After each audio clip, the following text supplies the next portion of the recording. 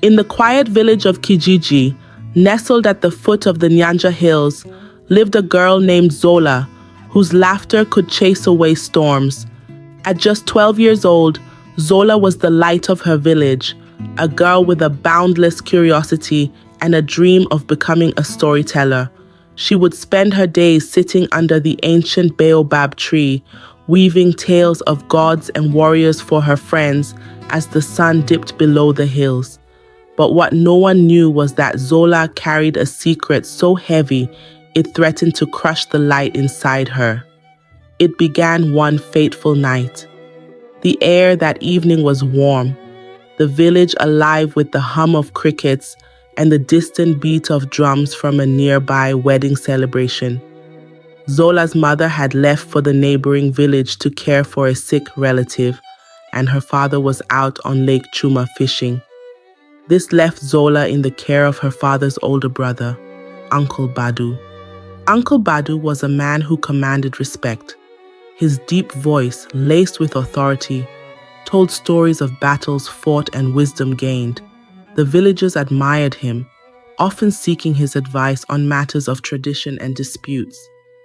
But when the sun dipped below the horizon, when the village quieted and the fires burned low, Uncle Badu became someone else, someone Zola learned to fear.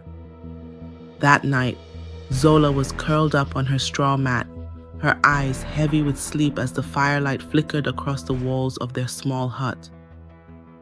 Uncle Badu sat across the room, sharpening a blade, the rhythmic scrape filling the silence.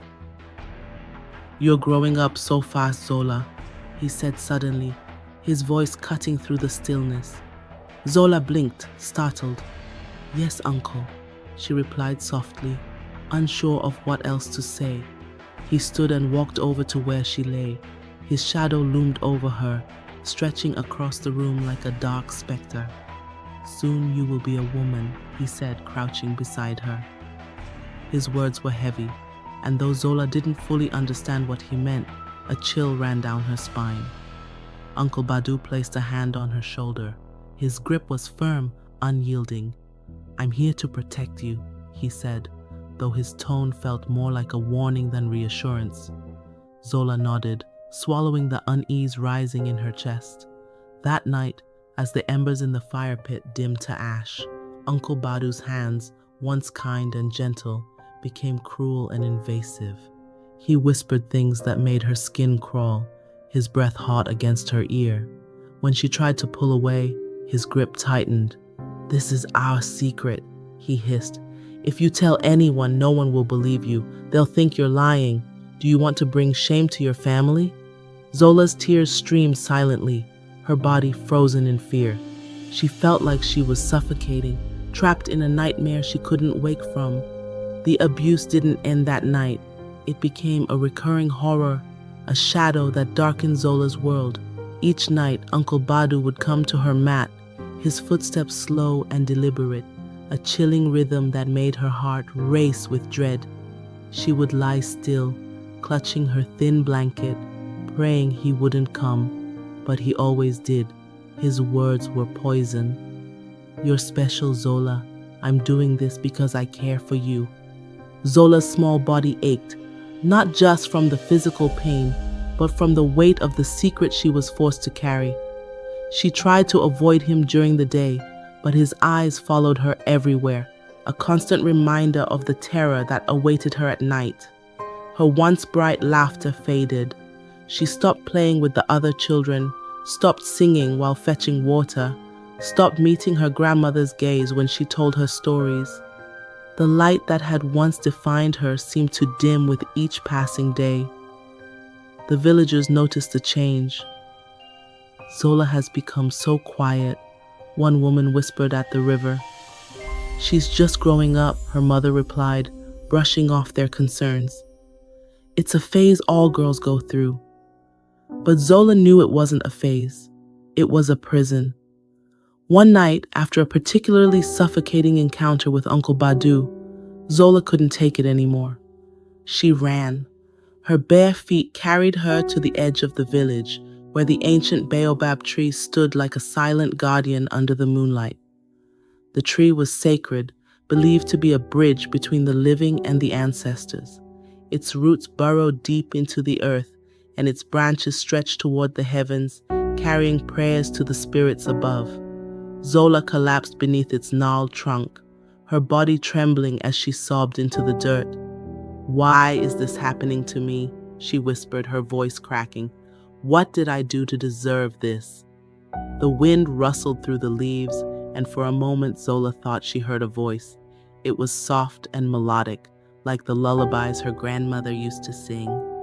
"You are stronger than you know, child," the voice seemed to say. "The truth will set you free." Zola's sobs quieted, and a strange calm washed over her. She didn't know if it was the ancestors or her own mind offering her comfort, but she clung to those words.